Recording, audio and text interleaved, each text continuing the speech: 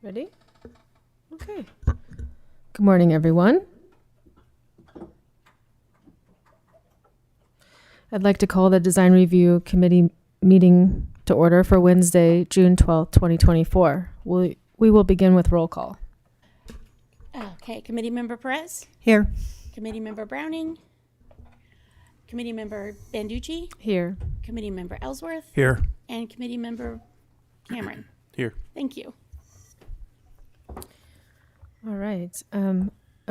Item B, approval of the minutes. There are none this week. And item C, D, E, and F, no items under those agenda topics as well. So that takes us down to item G, pre-application review, which we have one, and it's 1115 C Street, a new 44-unit apartment building.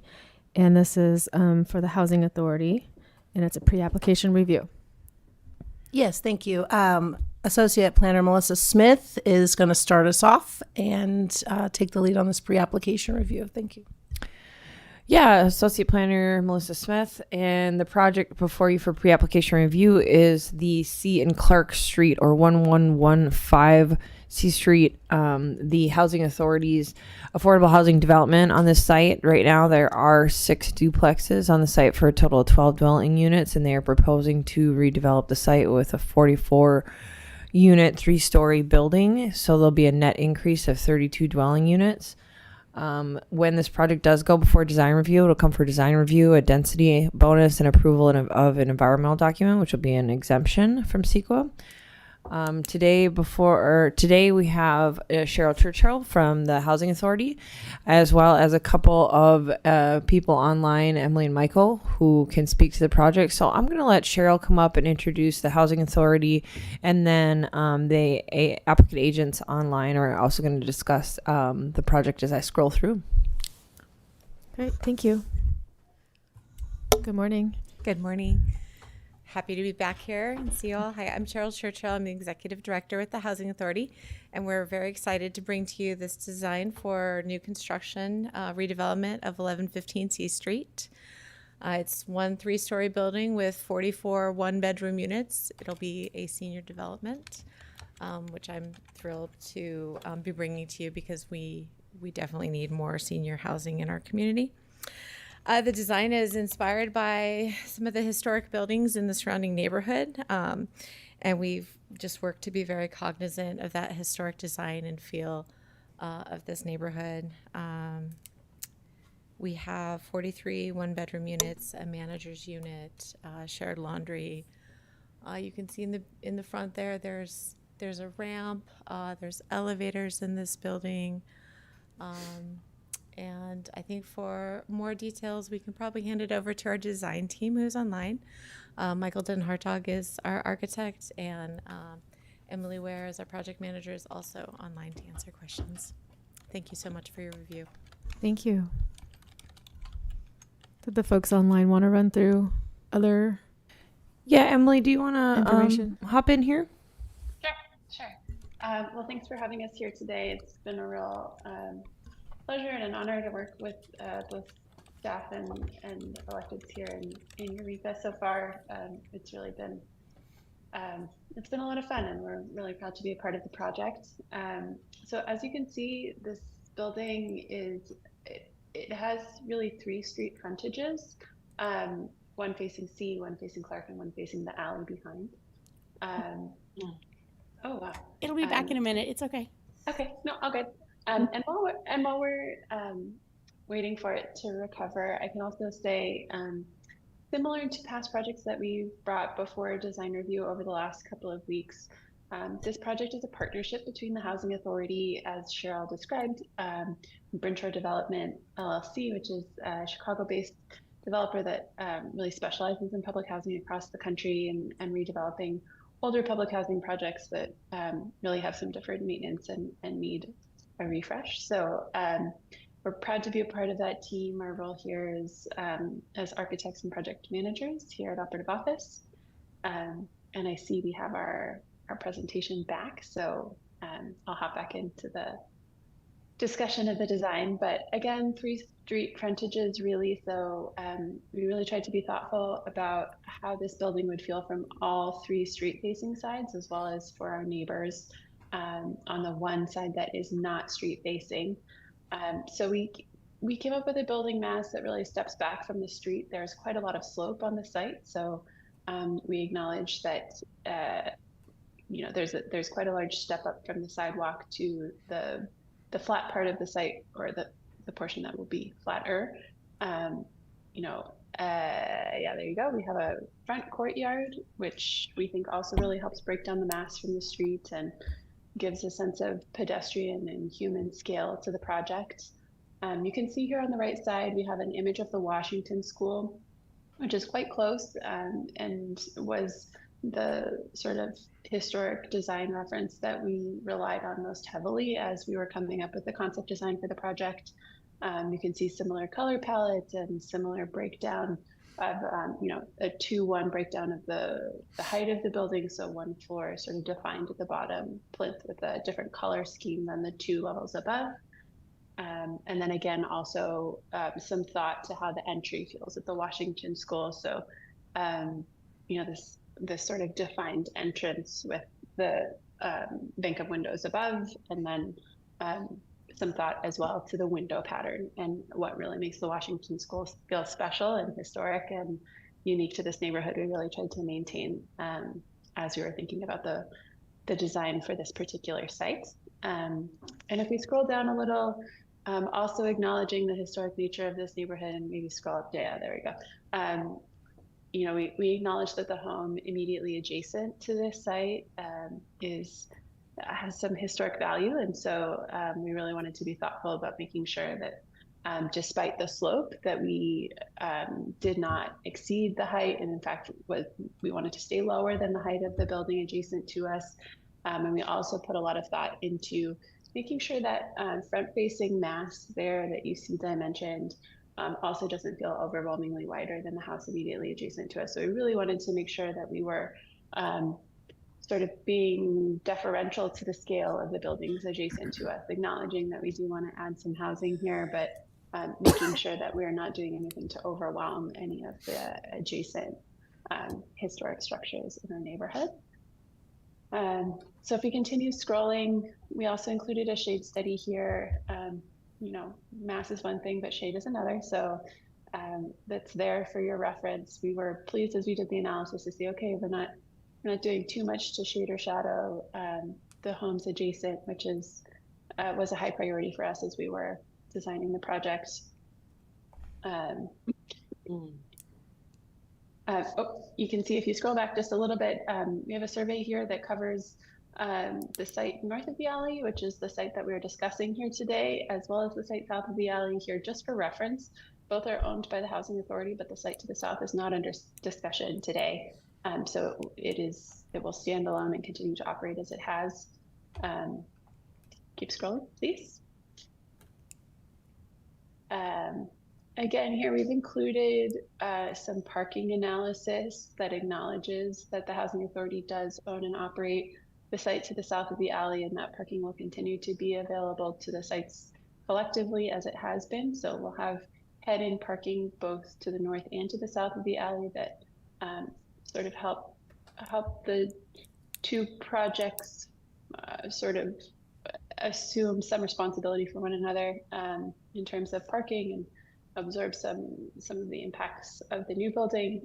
We also tried to quantify some of the street parking that is immediately adjacent on our side of the street so that we could start to get a sense of how much parking is available in the neighborhood. We acknowledge that it's a high priority for folks, and so wanted to put some thought into that. We'll keep scrolling. So this here is a ground floor plan. You can see how the single story element that you could see in the rendering facing forward is shown here in blue. It is a single story community room, which is something that the Hayes properties currently don't have a ton of. So we're excited to introduce a community room. We think it's going to be a great addition, not just to this building, but to the portfolio at large. It also includes a manager's office and some storage for not just bicycles, but for scooters and other folks who have other sorts of mobility assistance. We also have some shared laundry on every floor, which felt important as this is a senior building, not asking folks to trek all the way downstairs felt important. And yeah, you can see just some very efficient double loaded corridors and really trying to make sure that we accommodate as much housing in as little of a building footprint as possible so that we don't make more impact on the neighborhood than we necessarily have to. So we'll keep scrolling. And here's an upper floor plan, so you can start to see how that single story element falls away in these upper floors. And the second and third floor are purely 100% residential. You can see those elevator cores are still there. Hey, Emily. Elevators. Emily, if you can hear me, we're having our fire alarm is going off here, so we all need to head outside of the building. Okay, no worries. Let us know what we can do to support. Please proceed to the nearest exit and leave the building. Do not re-enter the building unless directed to do so by the proper authority. Graduation last night, and the exact same thing happened. They kept going with the graduation, and they commanded everybody to stay seated. It was Sniff for crazy. cordite. Yeah.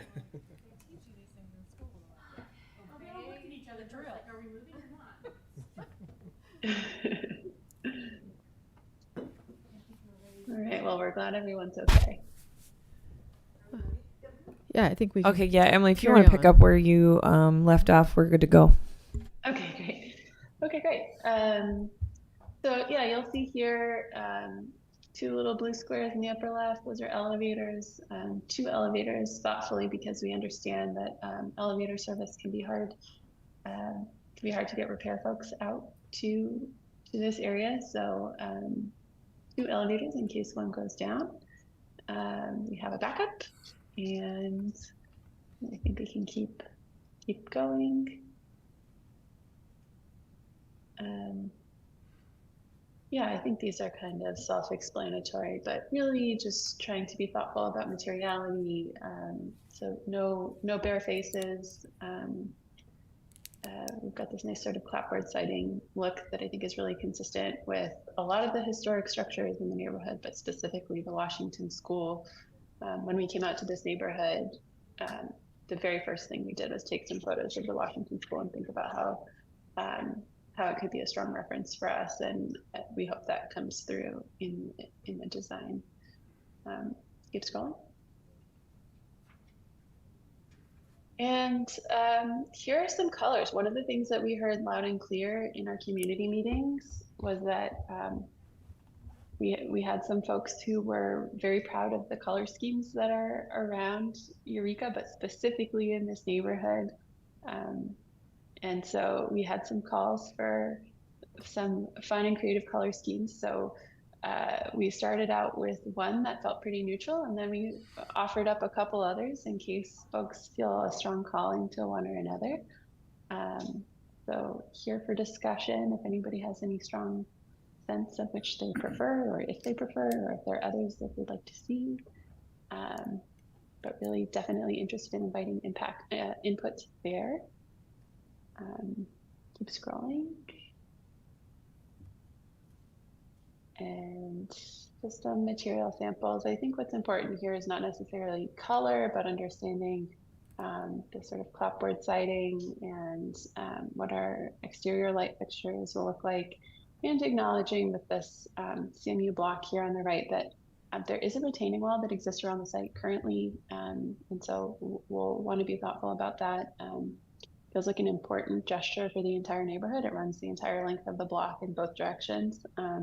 It is a pretty hilly site, so just acknowledging that there's a fair amount of grading to be done here, and I think it's a really incredible opportunity, frankly, given the hilliness of the site and given that it sort of slopes down on the corner right there on C and Clark. We do have the opportunity to do some very nice, mature, robust landscape that when you walk up to the building as a pedestrian will really be what you see at eye level, because the site really does step up several feet.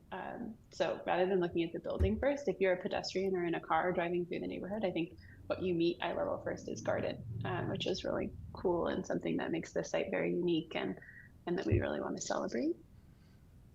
And I think that ends the presentation. But you know, a lot of thought has gone into what we, you know, have heard as priorities in previous design review meetings, and we've tried very hard to sort of project and think about what might be important as folks are looking at this for the first time. But that does not mean that this is final in any way. So definitely interested in hearing feedback and what resonates and what else comes to mind. Thank you, Emily. Yeah. All right, questions, comments from the committee? Go ahead. Could you tell us, please, what demographic you folks are targeting? Yes. So the Housing Authority is an affordable housing agency, so it will be 100% affordable to 60% AMI or below, a range of AMIs below 60. Excuse me. 60. What is AMI? Fair question. Yes, you're right. I shouldn't have said it that way. AMI stands for Area Median Income. So it's an average that is calculated. It's a trailing couple year average that is calculated by both state and federal government, and it is published every year for Humboldt County. And so we will serve a variety of area median income levels. So 30, 40, 50, and 60% of area median income, meaning if you make 60% of area median income, this housing should be affordable. Some of these units should be affordable to you. If you make 50, some units will be affordable to you, 40 and 30 and so on. I think we also want to clarify that's for seniors. It's going to be For restricted. seniors. Yeah. And just to clarify, the 2024 area median income set for Humboldt County by the state for a family of four is $88,300. It's a different number for different household sizes. So for a one-person household, the state sets the area median income for Humboldt County in 2024 at $61,800. So that would be, since it's for seniors and it's one bedrooms, most likely it'll be maybe one or two people. So if you make, if you're a four-person household making $70,650, that's the maximum you would make to qualify as low income. Thank you. And yeah, and some of these units will be designated under the federal scale, others under state, but generally speaking, yes, every unit will be restricted for seniors, with the exception of the one unrestricted managers unit. So we'll have an on-site manager living at the property. That's something that we're looking forward to implementing as we're going through the progression of redevelopment through the entire Housing Authority portfolio. It's not something that's happening currently, and stands to be a good amenity for residents. Okay, good. I'd like to talk about some design or have some design questions for you all. Sure. Overall, I think, you know, aesthetically, it's a nice looking build. My biggest concern with this is that we continue to see applications where the social spaces are on the north side of the building. And while you address shading on adjacent buildings, you didn't talk about the shading within the courtyard itself, which I find a very valuable resource to the folks living here. And then the social space also, like even on the interior, is also north facing. And I feel that there could be a benefit to having warmer, sunnier spaces, especially for the age group that is proposed for this structure here, because, you know, we live in a colder climate. And I know, you know, experiencing aging family, how important sunlight, daylight, and warmth is to this, you know, to this age group and others, obviously, other age groups as well. But, you know, the courtyard is going to be partially shaded majority of the day, if not completely in the shade by late afternoon. So I'm just curious about your thoughts on that and why, you know, the deep setback on the north and if there would be any consideration for opening up more daylight and opportunities for sunlight on the south. Yeah, I can speak to that. Thank you. You know, we totally hear you, and it's a little bit just a result of site constraints and trying to maximize density paired with meeting some of the planning standards as well. You know, along the southern property line, we have an alley, which really is a utility space that, you know, we have the head-in parking off of. We have sort of a connection from there that takes us into the courtyard space. But, you know, it's also important from a planning perspective to have the entry of the building sort of face the street, and that, you know, a project like this, we like to have the entry go through those community spaces.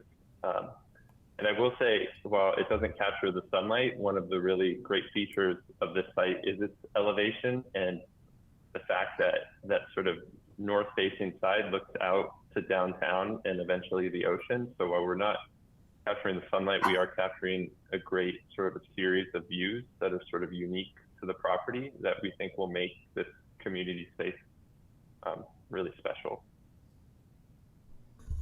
Okay, thank you for that.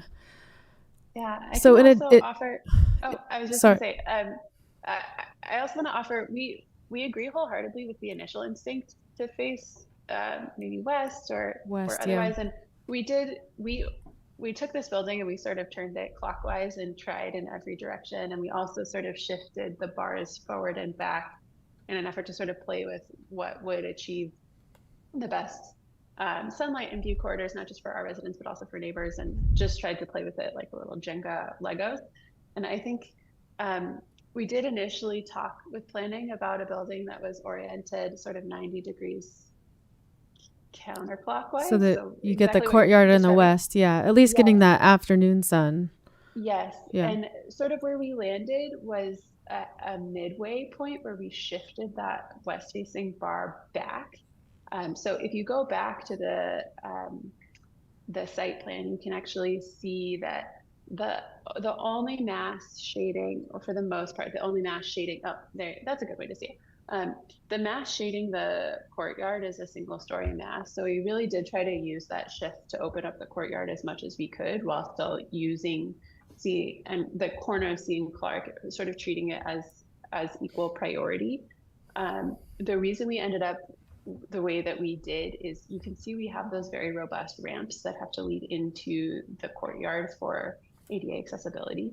And they're quite wide because the site is so steep that in order to do the ramping and still make those the entryway accessible, like if you have mobility issues, if you're in a wheelchair or otherwise, even walking, if you have a little bit of difficulty walking, we wanted to keep those ramps manageable. And so in order to have that manageable slope and still make it all the way to the top of the hill, because the site is deceptively actually quite high off of the sidewalk, we needed that long, wide face.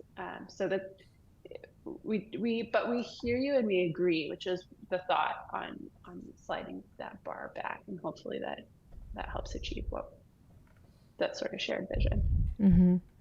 I'm also concerned about just organic growth with a shaded courtyard like that. A lot of our courtyards or north-facing courtyards in our community will get organic biogrowth or mold.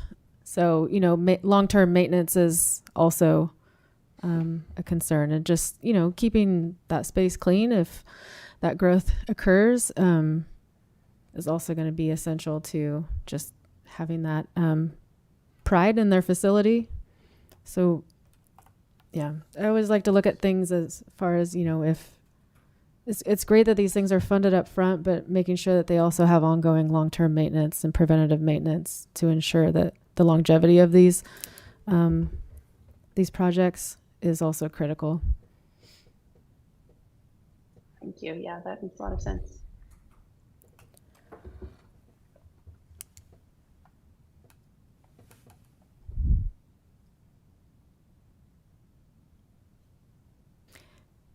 Anything else from the committee?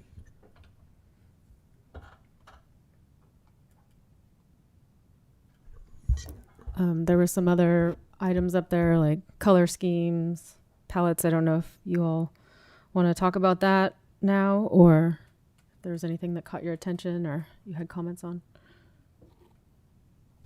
Well, I like the probably deeper colors. I don't know if red's the right answer, but that neighborhood, I drove over there yesterday and it's very plain. It's very kind of pale yellow, Yeah. cream. And we do have gray days. So, yeah, there's something to add some color to that area. But I don't know if the red's the right choice because that might be way too much red. Fair enough. Yeah, we threw a few out there and we thought, okay, these will get the conversation started. But yeah, Yeah.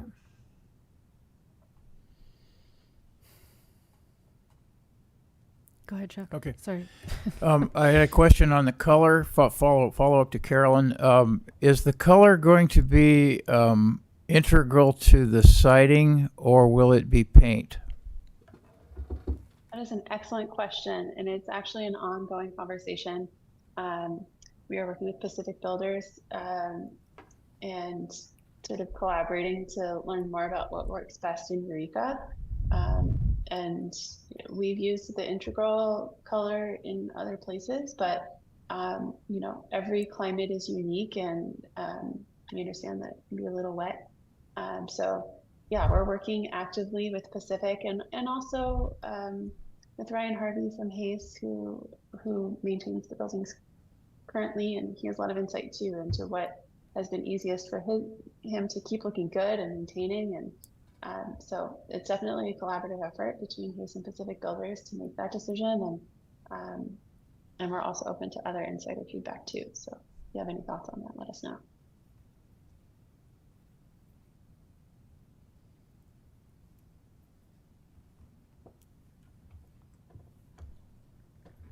Okay.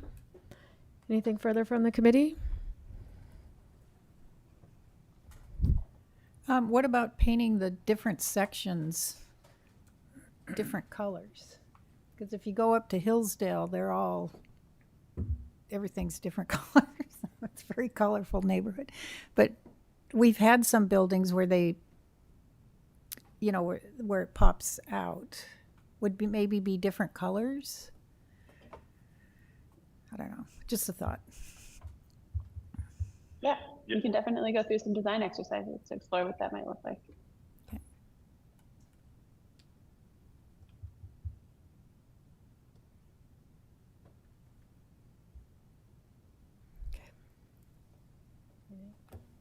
I'll say too, you know, we're really enjoying it. It's been a very collaborative process in Eureka so far, and we love the sense of community and so open to input. So if there's anything that isn't coming to mind today, but that does come to mind over the next couple of weeks, please let us know.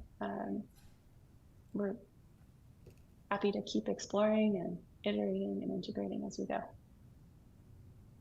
Thank you, Emily. We appreciate that. Anything further? No?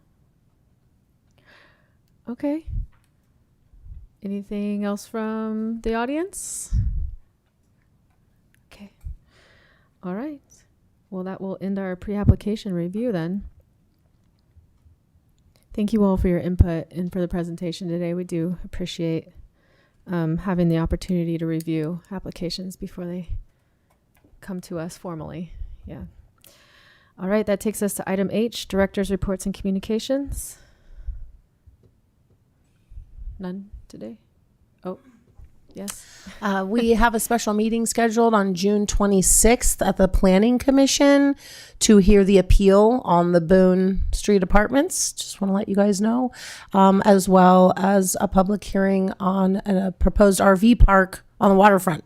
So by Alverson Park on the east side. It's been in the works for a long time. There's a DDA already in place. There an RFQ and it happened in 2018, but we're finally at the public hearing stage. So it's probably going to be an exciting special meeting if you guys want to tune in. Thanks. Who's a developer on that?